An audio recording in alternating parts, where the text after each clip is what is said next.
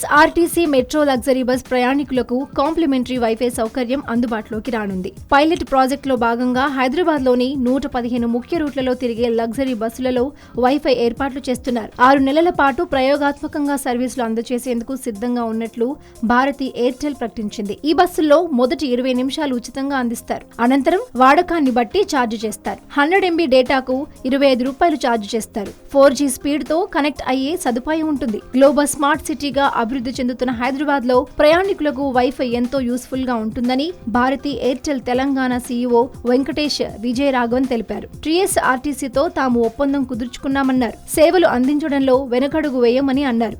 ఈ సదుపాయాన్ని మంగళవారం లాంఛనంగా ప్రారంభించారు. వైఫై ఎలా వాడుకోవచ్చు? మొదట ఎయిర్టెల్ 4G వైఫై సిగ్నల్ కు కనెక్ట్ అయిన తరువాత ఫోన్ నెంబర్ ఎంటర్ చేయాలి. అదే ఫోన్ నెంబర్ కు 1 టైం పాస్వర్డ్ వస్తుంది.